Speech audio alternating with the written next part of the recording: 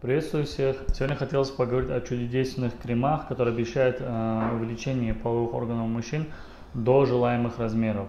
Таких как титан-гель, шейх-гель, там персидский шейх, еще какие-то куча всяких бредовых кремов, которые рекламируются, которые обещают там какие-то чудодейственные результаты и так далее. Я не буду говорить, почему это является полным бредом и почему они действительно не помогают. Я просто скажу вам так. Допустим такую ситуацию, что они действительно помогают. Никогда, ни за что они бы не стоили бы ни 1000 рублей, ни 5000, ни 10 тысяч. Они стоили бы порядка как минимум 150-200 тысяч. И каждый мужчина, даже который не имеет возможности купить такую мазь, он бы потратил и 2, и 3, и 4 года, чтобы накопить и купить такую мазь. А тут действительно чудодейственный. Потому что каждый мужчина все равно мечтает на пару сантиметров увеличить свое мужское достоинство. И он отдаст любые средства, если ему гарантирует результат. А все остальное это бред. Поэтому недобросовестные люди на этом наживаются. Перестаньте быть наивными. Просто включайте голову, и никто никогда не сможет вас обмануть. А теперь более подробно расскажу о тех кремах, которые существуют, о тех кремах, которые помогают, тех кремах, которые не помогают. Единственный крем, мазь, которая помогает для увеличения получения, это мазь Андроктим. И почему он помогает и кому он помогает? Он помогает, потому что это гормональный препарат, а препарат дегидротестостерона. Дегидротестостерон – это активная форма тестостерона. Поэтому у мужчин, допустим, у мужчин, у которых есть проблемы с гормонами, допустим, у них тестостерон низкий. На фоне низкого тестостерона у них половой член не вырос до нужных размеров. И поэтому, когда ткани полового члена мы питаем дегидротестостероном, ткани растут только под действием дегидротестостерона, то, соответственно, ткани начинают расти, но они растут только до тех размеров, которые предопределены уже генетически. То есть, если у мужчины теоретически, у любого возьмем мужчину М, у него половой член по генетике должен вырасти до 15 сантиметров. Но на фоне гипоганадизма, сниженного тестостерона, у него где-то произошел сбой в гормональной системе, и у него половой член не вырос.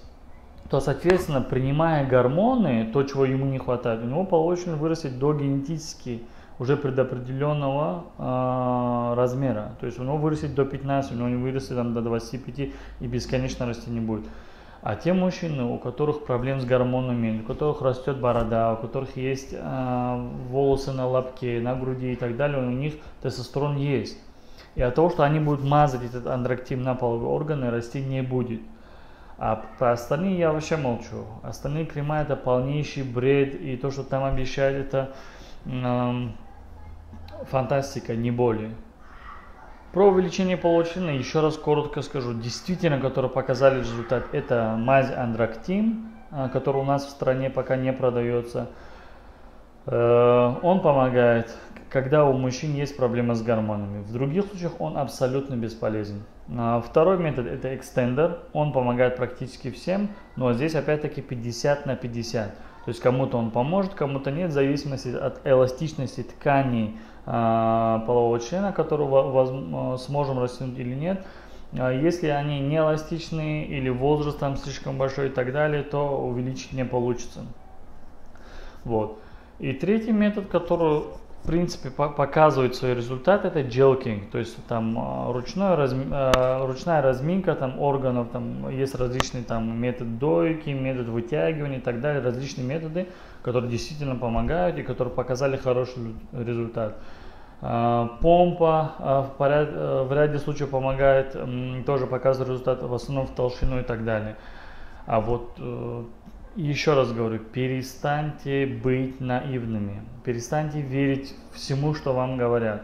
Просто элементарно, даже то, что я говорю, если я буду говорить вам какой-то бред, вы можете просто элементарно включить голову, на крайняк включить голову в сторону интернета, обратиться к профессору Гуглу и там посмотреть любую информацию, там куча информации, действительно.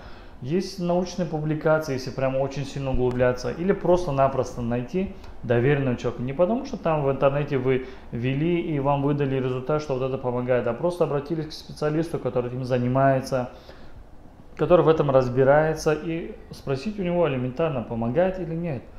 Я здесь еще раз говорю, ни Титангель, ни персидский шейх, ни там крема XXL, там еще что-то. Ничего в мире сейчас нету, который может помочь увеличению половой членов, кроме мази эндокрина, и то мужчинам, у которых есть проблемы.